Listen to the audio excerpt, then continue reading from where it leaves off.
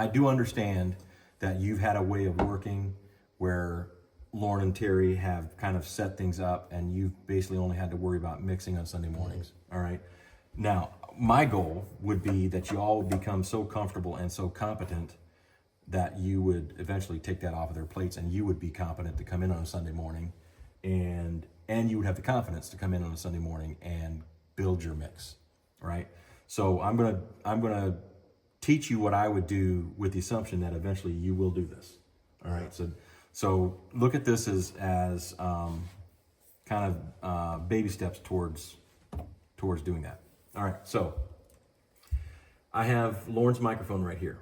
Now, right off the bat, the first thing that we need to understand is Lauren's microphone is in this rack here. It's eventually going to be under the counter over here once we get carpet in here. But anyway, Lauren's mic is in this rack. It's not on the stage, right? I can't have this patched into one of those 1 through 48 channels up there that we talked about on the stage. I have to have a different way of getting this into the console, okay? On the back of the mixer, there are 24 XLR microphone jacks, okay? And when I say XLR microphone jacks, just for the sake of everybody speaking the same language here, what I'm talking about is this, right? A 3-pin microphone jack, all right? That's the standard thing that you're gonna be using 90% of the time when you plug something up into the system, okay? Now, I've got 24 channels available on the back of the console. I have plugged in these microphones. I've got 10 microphones and I have plugged them into inputs 1 through 10 on the back of the console. Now, what I have to do is I have to get that signal into this channel that I have named Lauren, okay? So how would I do that? First thing is I'm gonna be working on Lauren's channel, so I've gotta hit the select button for Lauren's channel, all right? That's step number 1. Second thing is that remember when I get, we're gonna be spending 90% of our time in this processing view because I wanna see what's going on with this channel right here, right? So looking at the function that we have here, the very top left corner of the screen is what we would call the preamp section. It's the section where we determine where the audio is coming in from, and it's where we determine how much level we're giving that signal, okay? So I want to see a detailed view of that. So what do I do to get a detailed view? Touch it. Touch it. Now I am looking at the preamp section, the input section of this channel. All right, does that make sense so far? Yes. All right, so right here at the top, the first thing I'm gonna do is I'm gonna decide which source I'm gonna bring in. So source select, highlight that, and just like everything else, I get these yellow highlighted lists and I can scroll with my wheel, right? And you can see that one of my options is local socket, okay? Next option down is S-Link socket. Now, I told you that we labeled the digital snake as D-Snake. This is where Alan Heath gets a little confusing. On this particular model, when you look at the back of the mixer, that connection, it's labeled as S-Link.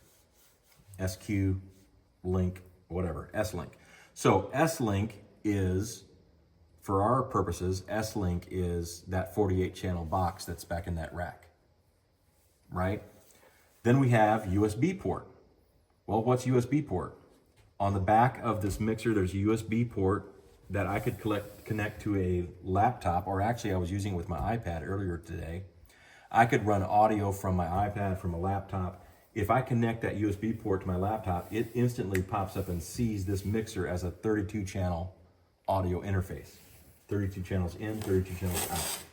So if I want to do a multi-channel recording, I literally could just do it with a USB cable, okay? Then I've got on my list, I've got I/O port. I/O port is a secondary slot. We talked about we could install a secondary slot, a card, just like you would install a card in a computer, and I could use that to bring in audio from other types of audio formats. And then I have signal generator. Signal generator is just like for pink noise or test signal, right? I know that my microphone over there, the mic number 1 that I have in my hand, it is plugged into local input number 1. So I want to choose local socket on my list. Then I come over here and choose which number I want. And again, it lit up yellow. So I can choose, and you can see I can scroll all the way through up to my 48 channel limit and select it. But in this case, I'm going to select number 1 because that's where the mic's plugged in. Now, since I didn't change it, it didn't make me apply. But if I wanted to change it, I could select 2 and it would make me apply. Yeah. Change it back to 1, apply. Okay.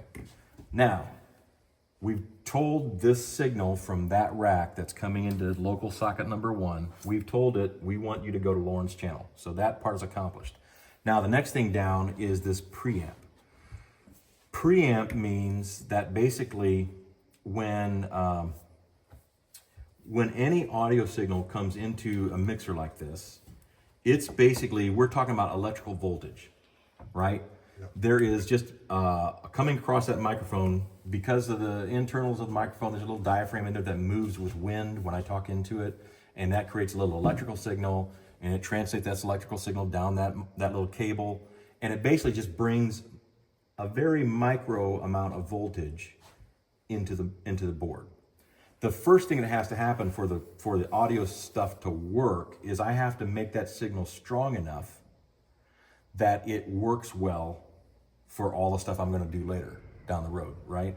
So that's what this gain adjustment represents. And it's probably the single most important knob on this entire console, all right?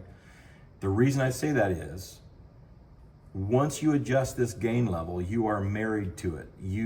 Everything downstream of this rises or falls based on this gain level. And I'll show you what I mean. So here's Lauren's mic. I'm talking in Lauren's mic, and you can see that gain adjustment is going to change. The gain adjustment is going to change when I use this hardware preamp gain button, right? 1, 2, 1, 2, 1, 2, 1, 2. All right? Or because it's lit up, I could use this as well.